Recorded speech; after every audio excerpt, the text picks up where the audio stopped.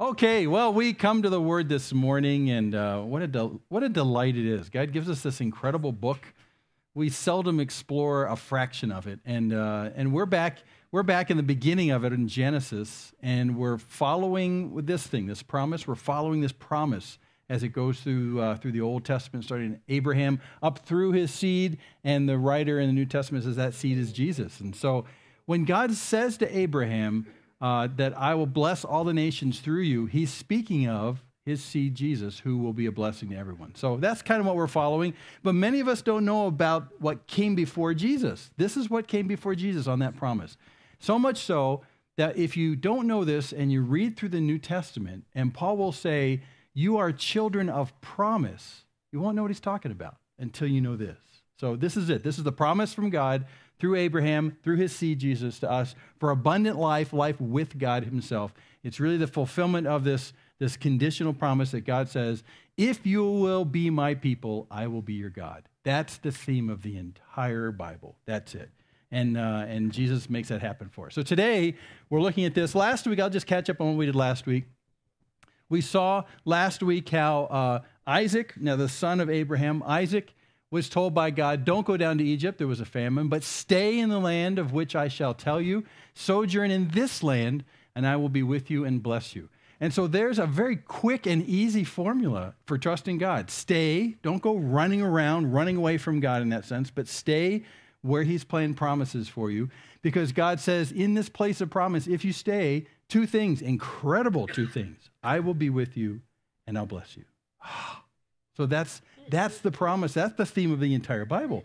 If you'll stay where his promises are. Now, if you don't stay in his promises, if you decide, I think I'll go run after this, you're not doing that. There's a way in which the circumstances of life tempt us to look away from God. And he says, no, stay, and I'll be with you and bless you. So now, today, after that point, it seems like, it's happily ever after land. In Genesis from here. Isaac, the son of Abraham, looks like he's well-centered. He stayed in the land. Everything's peachy keen. Everything's wonderful. And most of the life of Isaac will expire between the end of last week and today. Today, now Isaac's quite an old man. We come to a very famous passage. So let's just dive into it, and we'll see.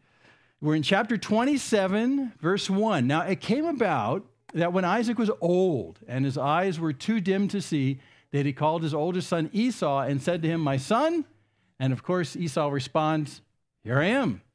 Okay, going to have a nice talk with dad. Isaac said, okay, behold, now I'm old, and I do not know the day of my death. Now then, please take your gear, your quiver, your bow, go out to the field and hunt game for me, and prepare a savory dish for me, such as I love, and bring it to me that I may eat, so that my soul may bless you before I die. So this really isn't just asking for dinner, saying, Esau, it's your turn to make dinner tonight. This is something much different. He's saying, let's have this special meal that you're so good at, because I'm going to bless you, which is code words for I'm going to actually bless and in a way, bless your future. I'm going to set you off on where you're going to be. So this is a very important event. Dad to son, blessing. Esau's the oldest. He says, let's make a big deal out of this. Let's have a big meal, and I'll do this blessing. In fact, when he says this is what he's thinking of. Something like this. Oh, I was looking for a picture of manly meat meal. There it is right there, okay? So, yeah, there's a pig on top and a whole bunch of, I don't know what's in the middle there. So this is what he's thinking. He's thinking that thing you do when you go out and you hunt game, let's have a nice one right now, and we'll have this soul-to-soul talk that I'll do. And that my soul may bless you. But you know what I'm going to do? I'm going to rewrite the Bible today. Because I tell you, you don't want me to rewrite the Bible. I'm going to rewrite the Bible today because I know this passage really well. And I thought about it, and I thought, this is the way it really should be written, okay? Can you endure this just for a little while? I think this is the way, because you know what's going to happen next. You know this story, I think. So I'm going to write it a different way, and then we'll go check it and see how close we were. You're not supposed to write a different way. In fact, we're skating right on the edge of blasphemy here. So no, but this is just my way of kind of thinking. If I was a fictional writer and I was going to write the fiction of the Old Testament, if it was fictional, it's not, it's true, but if it was fictional, this is how I'd write it. Not what happens for real. So this is how I'd write it. So Jeremy writes the Bible. I'm going to say we're going to have a little chat before I die. And this is how the chat's going to go. Okay, now it came to pass. You always have to say it came to pass because that makes it sound like the Bible. It came to pass that Esau shot a pig and a bunch of birds. And he made a fire and he cooked them up real good. Wow, what a barbecue. Isn't this good? Okay. Wow, what a barbecue. He served his dad, Isaac, who he loved a lot. And his dad said that it was finger-licking good. Okay, there we go. So Esau said, so Dad, you wanted to chat? And Isaac said, yes, my son, pass the gravy, please. So he went on. He said, I feel like I'm going to die soon, so listen very carefully. You and I both know that you don't believe in the promise from God. Esau said, oh, Dad, that's not true. Isaac said, oh, I heard all about that soup thing with your brother Jacob and all your crazy wives. Come on now. So Esau relented. Well, shucks, I guess you're right, Dad. And Isaac said, and when you were in your mommy's tummy, God told us it would be like this. So I release you to live the life of a hunter. Esau replied, well, what about Jacob? And Isaac said, well, he will carry on the promise. Well, okay, if you think that's best, Esau said. Well, I do, said Isaac. Well, so do I, said Esau's mom from outside the tent. Father and son laughed, ha, and then they hugged. Well, it came to pass. So you have to say it came to pass, or it doesn't sound like the Bible. It came to pass that Esau arose, kissed his mom, and he waved goodbye. He manned up and became a great hunter. Verily, verily, yeah. And it came to pass, very verily, that Isaac called for Jacob to come to him in his tent. You know, I'm tired of saying it came to pass. Can we just write this ICTP? It came to pass. Okay. ICTP, yeah, this is a texting world now. Okay, so my son, have some chicken and let's chat. This is saying to Jacob. So it came to pass that Jacob chose a leg to eat. Oh, okay, something. He said, I sure love Esau's cooking. Isaac said, me too. Hey, listen, your brother will grow into a mighty hunter, but you shall inherit the promise of God. Are you good with that? It came to pass that Isaac put down the chicken leg. Jacob said, well, I'm good with that, Dad. Yeah, please pass the gravy. Good, Isaac said. Your mother likes it too. It came to pass that Isaac passed the gravy. That's a dramatic pause right there. They call it a beat. He passed the gravy. Okay. Isaac said, you must not marry a local girl. Okay. Can't marry a local girl.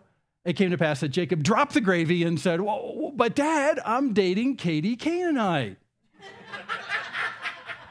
Isaac said, I know, my son, but her family is into weird stuff and it's bad for the promise. Oh, I see, said Jacob. You know, no woman is worth that. Exactly, his father said. You shall go find a good girl like I did over where your mom grew up. Well, that's a great idea, Dad, said Jacob. Isaac said, I know. It shouldn't take very long. Then it came to pass that Jacob pointed to another plate and said, hey, is that wild boar? It came to pass that Isaac passed the roasted pig. And then it came to pass that Rebekah stuck her head in the tent. And she said, Jacob, honey, tell Katie to get over it and then go see my brother Laban. Jacob said, yes, mother, I'm out of here. So it came to pass that Jacob kissed his mom, gave a man hug to his dad, and he texted Katie goodbye. That's how it's done these days, I guess. So oh, poor Katie Canaanite. Okay, anyway, it came to pass that Jacob traveled far away and met his uncle Laban, who was thoughtful and kind. That's why I shouldn't write the Bible, okay? But that's why see, it's entertaining, but it's wrong. It's not the way it happened. But if I was writing a fictional piece, it would look like this. Everyone would agree and everyone would understand. And, but it's not like that. What we're going to see today is probably one of the most dysfunctional family interchanges in the entire Bible instead. We're not going to see that. By the way, don't believe the one I just told you. That's a lie. That's fictional. Okay, we're going to read the real story in a second. But it's interesting. I was just reading in the Tribune this morning, and they were talking about Mormon artists who have left Mormonism subsequent to that. And there was a lady they interviewed who's she's a professor at BYU in creative writing, creative literature. What's her name? Margaret Young, I think is her name. Anyway, she teaches how to write well. She says the funny thing is most Mormon-trained writers don't succeed very well. And she said the reason is because they don't understand how you need to explore the depths of conflict, and the resolutions from those conflicts are too easy in their stories. Interesting. Just file it away somewhere. Anyway, let's find out what really happens, okay? And I'm going to do this in 6 scenes. The first scene I call the hunt. And this is what really happened. So verse 4. He says, prepare a savory dish for me, such as I love, and bring it to me, that I may eat, so that my soul may bless you before I die. So Isaac is convinced he's close to death, and he wants to set his sons on the right course, especially Esau. So where does he go with this? Well, we go to scene 2. Esau's out hunting now, and I call this mom's manipulation, starting in verse 5. Rebekah was listening while Isaac spoke to his son Esau. So when Esau went to the field to hunt for game to bring home, Rebekah said to her son, Jacob, here comes the scheming, behold, I heard your father speak to your brother Esau, saying, and I skipped what he said because we just read what happened, saying all these things.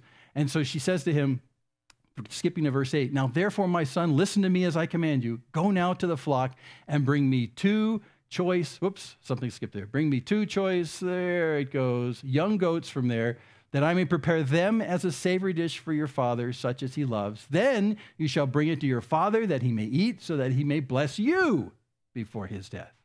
See the idea? Get some goats, we'll make it look like that. Well, Jacob's a thinking guy, verse 11. He answered his mother Rebekah, saying, well, behold, Esau, my brother, is a hairy man, and I'm a smooth man. Well, he's a hairy guy. Have you ever seen those guys that have all the fur on their back? Okay, never mind. We won't go there. I had a picture, but it grossed me out so bad I didn't put it on there, so we won't go there. Okay, so Jacob's thinking, okay, my brother is a hairy guy. Perhaps my father will feel me like my arm, and then I'll be as a deceiver in his sight, and I'll bring upon myself a curse and not a blessing. It's a good point. But his mother said to him, okay, your curse be on me, my son. Only obey my voice and go get them for me. So she says, if you get in trouble, I'll somehow absorb it. I don't know how, but she's going to do this. So he complies. So he went, verse 14, and he got them, and he brought them to his mother. These are the goats. And his mother made savory food, such as his father loved. So she made it a la Esau style, good food out of these goats. A la Esau. Chez Esau. That's the barbecue place. Okay, then 15. Then Rebekah took the best garments of Esau, her elder son, which were with her in the house, and put them on Jacob, her younger son. Also, she put the skins of the young goats on his hands and on the smooth part of his neck, making him feel kind of hairy that way, completing the subterfuge. And then 17, she also gave the savory food and the bread which she had made to her son Jacob. So basically, take this into your dad. You'll fool him with all this kind of stuff. So to recap, she's given him the clothes of Esau, which, by the way, will smell like Esau and will also smell like the field that Esau spends his time in. So if Isaac is kind of blind, but he can still smell, he'll smell the right smells. If he feels your arm, just put that old goat skin on your arm, and he'll say, wow, you're really hairy. I don't know how this is going to work. And then finally as well, he says, you be the one that brings in the food, okay? So look like it's coming from you and that I didn't cook it, right? So here's the deception plan. Here's mom's manipulation to get Jacob in line here. Then he came to his father and said, my father. This is scene 3. It's the actual deception going down. And he said, here I am. Who are you, my son? See, he can't see, so he's not really sure. Who are you, my son? And Jacob said to his father, bold-faced lie, I am Esau, your firstborn. I have done as you told me. Get up, please, sit and eat of my game, that you may bless me. So Isaac said to his son, good question. How is it that you have it so quickly, my son? I mean, if you're going to go out and hunt, it's going to take you a while, and then you got to cook it. How is it you got here so fast? What did you do? You know what Jacob says? What a liar. Watch this. He said, because the Lord your God caused it to happen to me. God did it. I'm going to stop right here because we need to collectively groan together. Oh, because Jacob is really, his mother's the one who cooked up the scheme to kind of get her favorite son, Jacob, in the place here. She said, we've got this all figured out. I'll give you his clothes. I'll give you the hairy stuff. We'll give you the food. You tell him you're Esau. He'll believe it. He'll believe it. He'll bless you, and we'll have gotten the blessing. But before birth, it was already Exactly. Before birth. And then so this brings up a bunch of questions. Wasn't Isaac remembering what had been said to Rebekah when she was, she had the twins in her womb, and they were kind of fighting even in there, and she inquired of God, and God said, well, listen, there's going to be 2 nations that are going to fight each other eventually, and the older will serve the younger. So what's Isaac thinking? We don't really know. Either he's in his old age and he's forgotten that, or he's preferring Esau because Esau's always been the kid who was really nice to him and brought him great stuff to eat. We just don't know. But yeah. Wasn't Esau the deceptive one to begin with? Because he made a deal. He made a contract. Exactly. The contract Exactly. was fulfilled, and it was Esau that's not being honest. Esau's not being honest there. What we'll find in the end is no one is right in the whole story. Everyone is being screwed. That's why I'm saying there's more dysfunction per square foot in this story than anywhere else in the Bible. I mean, that's really bad. Everyone is screwing up. So keep a list. Anyway, so instead of just a slight deception, I mean, Jacob even goes to saying, my name is Esau, and God's the one who's caused me to bring this food to you so fast. Oh, my gosh. Okay, we're going to move on here. The son's deception goes on. So he came close and kissed him. And when he smelled the smell of his garments, he blessed him. He blessed him. And here's what he said. Isaac thinks he's blessing Esau, but he's blessing Jacob. See, the smell of my son is like the smell of a field, which the Lord has blessed. Uh-oh. And here's how he's going to bless him. This is the way he sets the course for his son. Now may God give you of the dew of heaven and of the fatness of the earth and an abundance of grain and new wine. Let me explain that for a second. He says the dew of heaven. Remember I said when you live in the high places in Israel, especially in the dry places where you are, there aren't a lot of rivers that provide water like the Nile Delta. You really, when you're up on high mountains, you rely on the dew that comes overnight that settles on your plants. The dew is a precious thing when you're growing plants up at high altitudes, when you're high up. So for the Israelites from this point on throughout the entirety of the Old Testament, you'll see this come up over and over again. The dew of heaven, the dew that comes. This is God directly blessing their crops directly from heaven. Just comes right down from heaven. It's not from a stream. This is God doing this. So what he's saying right here metaphorically in that very first line, may God give you the dew of heaven. That is, may God be the one who comes out every night and individually and personally waters your garden with the dew of heaven. Wow, that's an incredible thing. So it's a wonderful thing. The fatness of the earth, the abundance of grain and new wine. His blessing goes on, 29. May people serve you and nations bow down to you, which is actually part of the promise, if you remember, to his father Abraham. Be master of your brothers, and may your mother's sons bow down to you. Now, this is part of ancient thinking, is that the eldest son always does pick up the responsibility for leading the family after dad dies, and maybe mom is still alive. He leads the family, and the younger brothers actually have to follow his leading in the entire thing. So this is what he's saying. You are now the top dog. You're the top dog. But wait a second. It's not Esau who's the firstborn. Who is the firstborn? He's not the one who's being blessed. It's Jacob. So the younger is being blessed to be the one in charge of the family after I die. Oh, no. There's just two brothers. Yeah. I don't know. Okay. Cursed be those who curse you, and blessed be those who bless you. Again, this is the promise made by God to Abraham and his descendants. And Isaac is passing it on to his descendant, who he thinks is Esau. Cursed be those who curse you, blessed be those who bless you. We move to scene 4, a son's disappointment, because this will indeed come to light. So verse 30, after this blessing's been done, now it came about as soon as Isaac had finished blessing Jacob, and Jacob had hardly gone out from the presence of Isaac his father. This would make a great movie. He's out of the tent. Esau, his brother, came in from his hunting. And this is where the dramatic music comes up. Boom, dun, dun. And what does he discover? 31. Well, he also made the savory food and brought it to his father. And he said to his father, let my father arise and eat of his son's game, that you may bless me. So still he understands this isn't just a regular meal. This is a meal for the very special occasion of being blessed. And Isaac, the aged blind father, says in response, who are you? Now remember, he said that to Jacob too, because he's blind enough. But now he's doubly confused, because he's thinking, wait a second, I just had a meal from Esau, and now here's this another son coming with food. Smells like the right kind of food, so who are you? And he said, I'm your son, your firstborn, Esau. And then Isaac trembled violently. I'm going to skip a little bit of verses right here, but Isaac suddenly realizes, he puts it together. This trembling violently means that the truth of what just happened, the magnitude of the dysfunction in his household suddenly hit him like a brick. And he physically started to tremble when he realized how he'd been deceived. And what his younger son Jacob was capable of doing and had done. He trembled violently.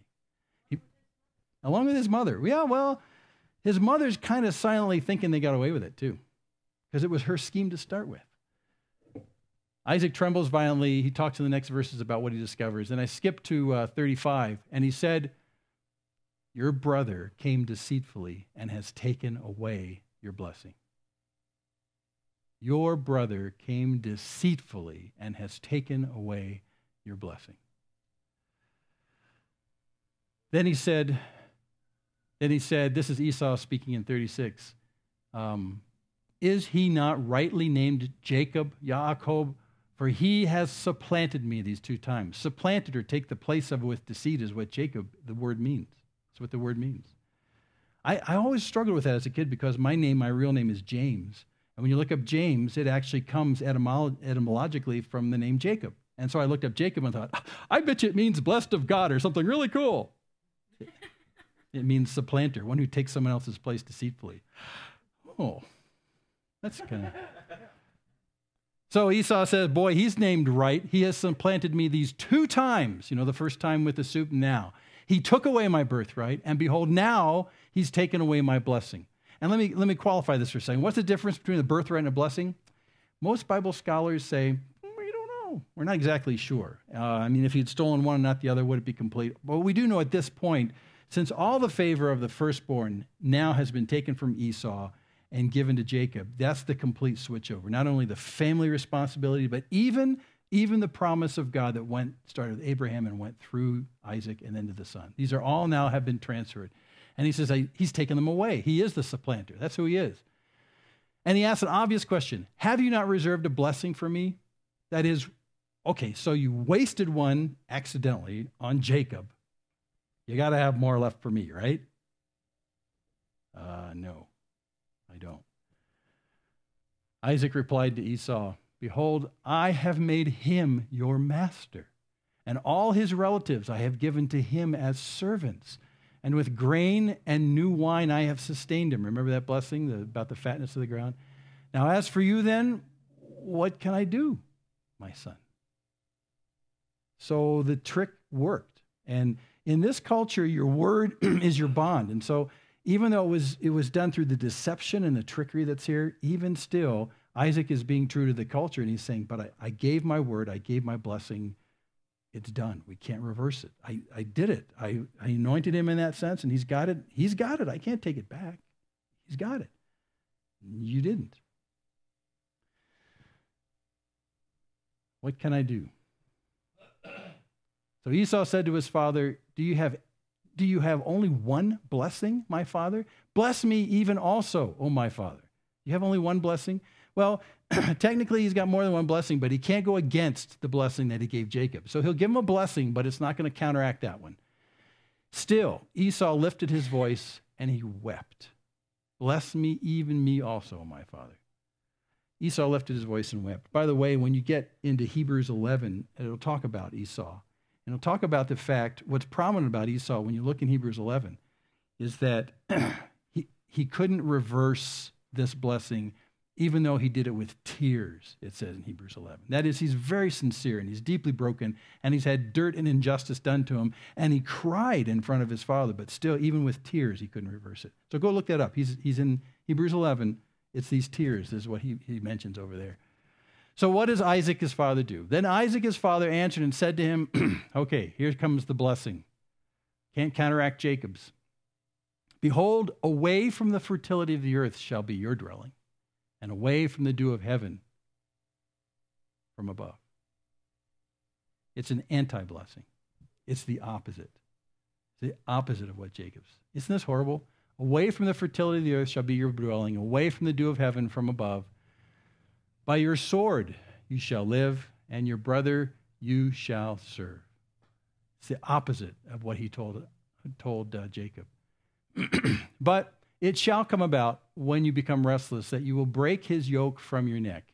That is, after generations of animosity between these two families that come from Jacob and from Esau, eventually Esau's family will get loose of this curse. And it happens. It's in 1 Kings. It happens eventually. But it's going to be some time. You'll break the yoke from your neck. Scene 5, I call this anger and fear. This starts in verse 41. So Esau bore a grudge against Jacob because of the blessing with which his father had blessed him. And Esau said to himself, the days of mourning for my father are near, and then I will kill my brother Jacob. Esau bore a big grudge. And what he's saying is that I can't break my father's heart by killing this deceiver while my dad's alive. I'll wait until my dad dies and the period of mourning is over. You know, the grieving period for because my father thinks he's going to die. I'll just wait for Isaac to die. And then Jacob's toast. Bore a grudge. He bore a grudge against Jacob because of the blessing with which his father had blessed him. Well, now when the words of her elder son Esau were reported to Rebekah, she sent and called her younger son Jacob and said to him, what would you do as moms? What would you if you were mom and you heard Esau say, I'll wait till dad's dead, then I'll kill Jacob.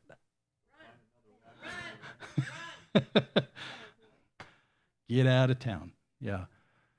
So she said to him, she warned him, behold, your brother Esau is consoling himself concerning you by planning to kill you. Which means he's feeling better, entertaining thoughts of killing you.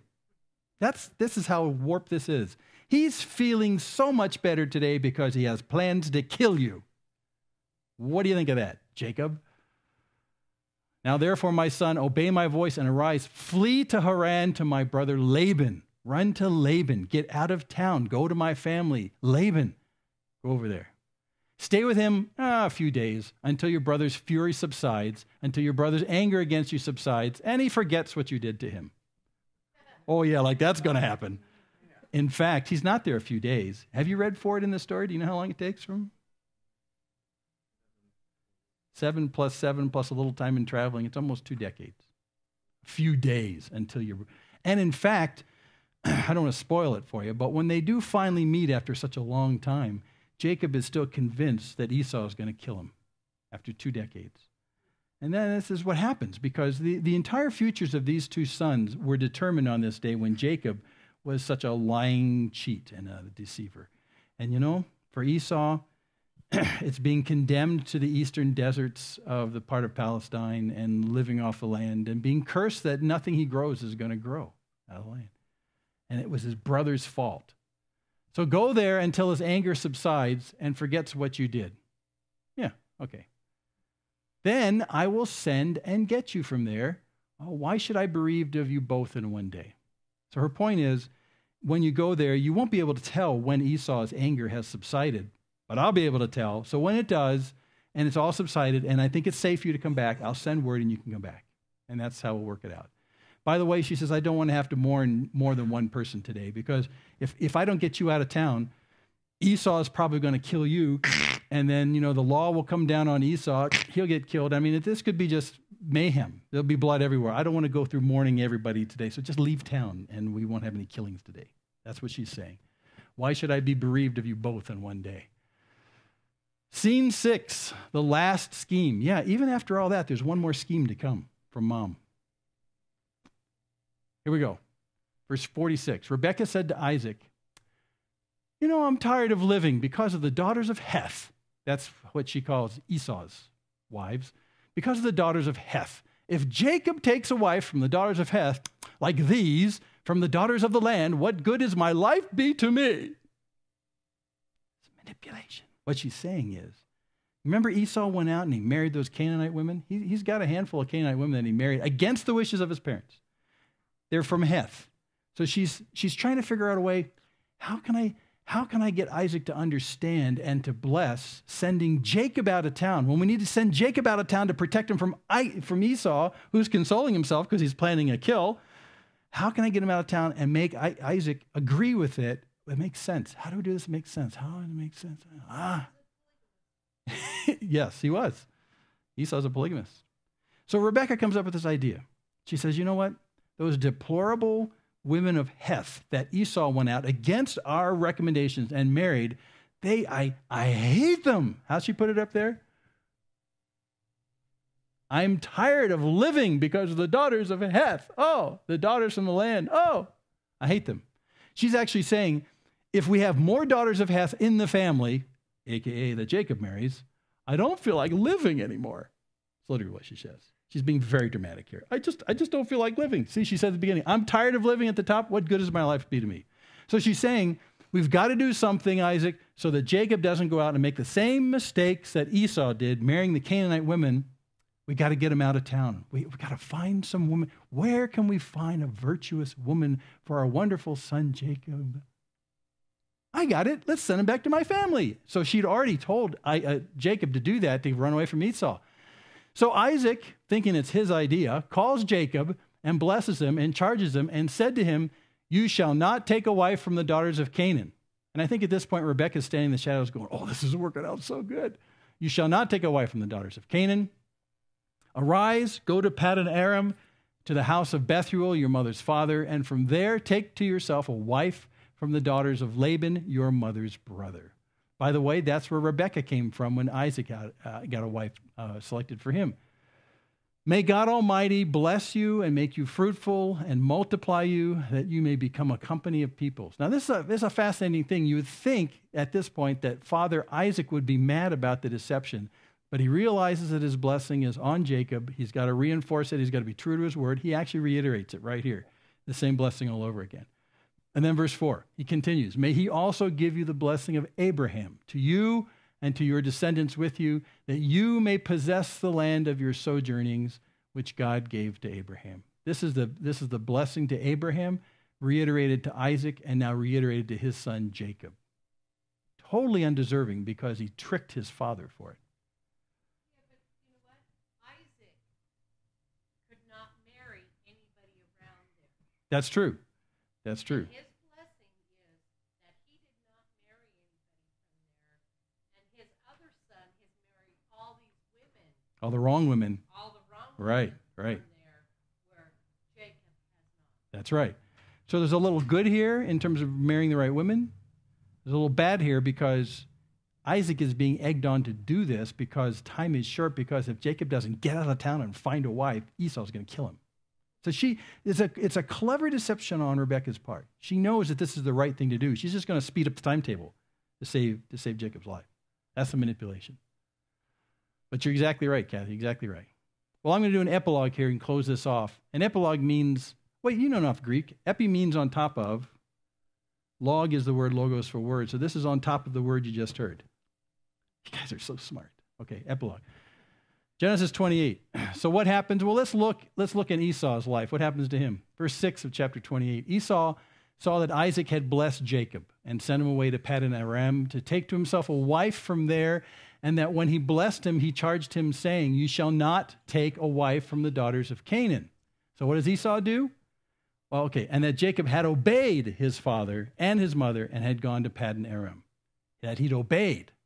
So here's what Esau's going to do out of defiance. So Esau saw that the daughters of Canaan displeased his father Isaac, and Isaac and Esau went to Ishmael and married, besides the wives that he had, Mahalath, the daughter of Ishmael, Abraham's son, the sister of Nebaioth. So as though it wasn't bad enough to marry a Canaanite woman, he actually goes and marries a daughter of Ishmael, who already has been put off as being not part of the promise. It's like the worst you can do. So you see what happens? Esau sees that Jacob's being the nice goody-goody son. He's doing all the right kind of stuff. Esau's already in trouble, like Kathy is saying, because he's married to all these Canaanite women. So he's going to make it one notch worse. How worse can I get? I'm going to marry an Ishmaelite woman. Ha, ha, ha, ha, ha. It's his way, biblically, of thumbing his nose at the entire situation and leaving town altogether. So here's this brother, Jacob, who's the goody-goody. He says everything that his parents want. They bless him, even though he's a jerk and he's deceived everybody. I might as well just go crazy. So he goes crazy as a rebellious son, or marries even Ishmael. By the way, to this very day, the lineage of Jacob that comes down through Israel and the lineage of Esau, which becomes the Edomites, that's their side name, those two lineages fight and kind of try and live in each other's shoes, almost like, I wish I was you, I'm going to fight and take your place. It's a very funny thing. If you follow the families all the way to today, that still goes on. There's a serious usurpment going on between the Edomites and the Jacobites to this very day. The king who killed all the young children at the time when Jesus was born, remember King Herod? Edomite. So there's a great blurring that goes on from this point in history between the Edomites and the Jacobites. Yeah. There was a paper that I just got a hold of that the house of Sod traced themselves back to Ishmael and Esau. That's where they got the Sod. Ah. Esau through the line of business. The whole subset of the Arabian nation, the house of Sod, are claiming now that they traced that. Yeah, it's a genetic racial blurring to this day that makes for some interesting reading and some difficulties. There are Jewish wannabes who actually come out of the Edomite nation, but they're not children of the promise. So anyway, that's just an aside, but it starts from this very day. And he goes and he mixes not only with Canaanite women, but also with the daughter of Ishmael. Okay, I think we need to bring this to a close. The most dysfunctional family on TV is The Simpsons. I think, well, there might be others, but Family Guy is pretty bad too, yeah. And American Dad. Okay, we got a lot of bad examples. But what I wanted to get at is we close. What we want to get at as we close this out is very much this. Remember I did my version of the Bible, and everyone was very agreeable and very nice. There was no deception. There was no trickery. Even though Esau in my story realized that he really didn't deep down inside believe the promise, and so he didn't really deserve it. Nevertheless, in my story, he says, yeah, that's really true. I'll just kind of step aside and let Jacob do this. When you look at fiction that's badly written, that's the way it goes. But in the reality of life and the reality that the Bible records, it's a lot messier than all that. It's a lot. And so as I think about the four characters we just saw, Isaac the father, Rebekah the mother, the older son Esau, the younger son Jacob, you look at them and say, who's really at fault here? Who are the good people? Who are the bad people? Because bad fiction, that's what you do. You have good people and you have bad people. In this particular case, they're all bad people. Yeah, I just made a quick list, and you could probably make an even faster list. I looked at the four of them. I said, what's Isaac's problem? What did he really do wrong in this? Well, he really failed to lead with the truth. And we already brought this up. He knew about the promise, about the fact that the older will serve the younger. He should have somehow looked at the life of Esau and said, you know what, it's coming true. Esau doesn't believe any of this stuff. I'm going to willingly move it aside from Esau because I know the truth and I know what my son's turning into, and let's go the way it works. Let's at least go to Jacob, who, even though he, in very deplorable ways, tried to steal the blessing, at least Jacob believes in this promise. Esau doesn't.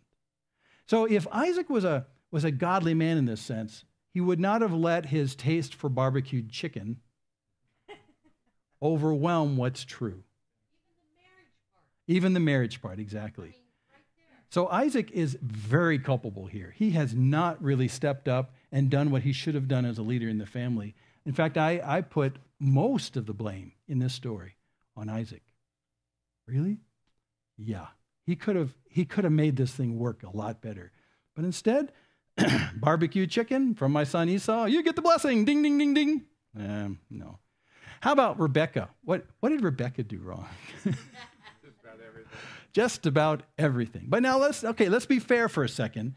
Rebekah knew about the promise made when the two sons were in a room. So maybe, let's do a little benefit of the doubt. Maybe she was just saying, wait a second, the older is supposed to serve the younger, so I'm just kind of making sure this happens. I don't know, because after all, she resorted to deception. And I got to tell you, we talk about ends justifying the means. No. If you're trying to accomplish something through deception, you have to understand that the most principal character in the entire Bible who accomplishes things by deception is the father of lies, Satan. So there's absolutely no way you can build the kingdom of God by using the techniques of Satan. I'll say that again. You cannot build the kingdom of God by using the techniques of Satan. It just doesn't work. So I'm sorry, I can't cut her that much benefit of the doubt. She might have thought in a rationalization way that she was doing the right thing because she was true and right, but she's doing it in a deplorably wrong way. She's trying to fool Isaac. She's trying to fool Esau. She's inappropriately, promoting her son, who several weeks ago we saw there was the Jacob team and the Esau team, the blue and the red teams. She's on her team, and she's promoting her favorite son. She's totally fooling herself. Exactly. So she knew the soup contract. Exactly. Oh, yeah. She was in the know, and she plays the quintessential Jewish mom who tries to control the futures of all her kids and sneaking around. But I got to tell you, I'll just say it again. If you ever resort to deception to get your way, so that people think something that's not true, even though I didn't lie, but if you think, no.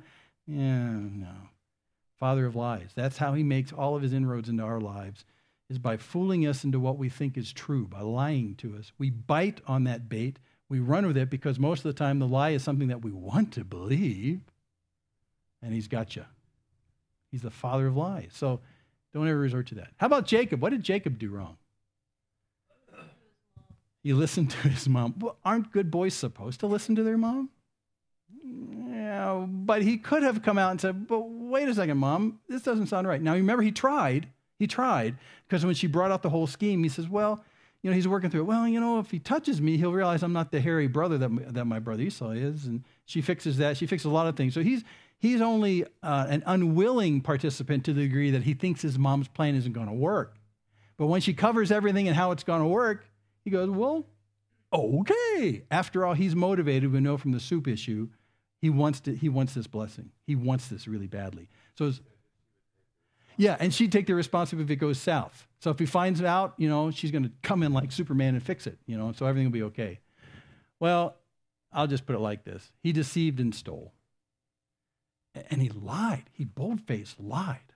Why? I am your son Esau. How'd you get the food here so fast? God did it for me.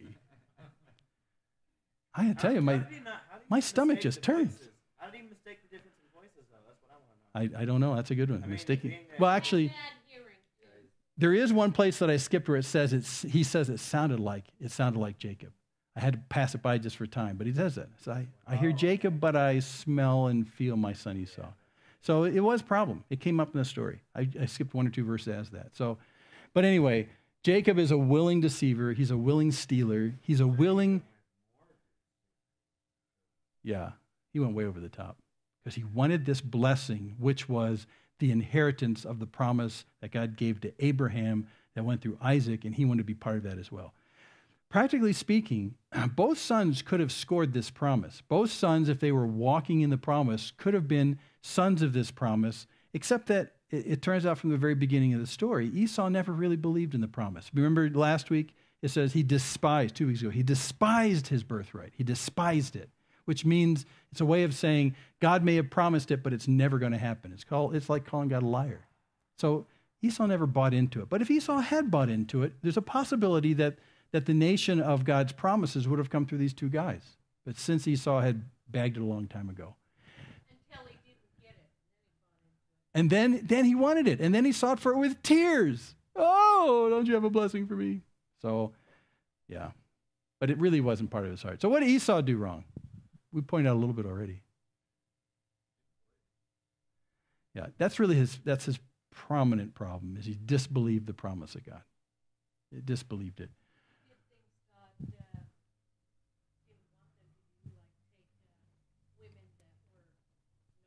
Right, and those wives were kind of an outworking of his heart saying, we don't need to do this promise thing. We don't need to be true to this, prohibition against the women who are going to drag us away because of their cultural background. We can just forget all that kind of stuff. I'm going to do what I'm going to do, and God's promise means nothing. I'll be just fine. I'm a mighty hunter. I can hunt. I'll just get these Canaanite women, and then I'll kind of thumb my nose at my parents, and I'll marry an Ishmaelite woman. So he really, in his own mind, presumed that his solution to life was going to be better than God's promise for life.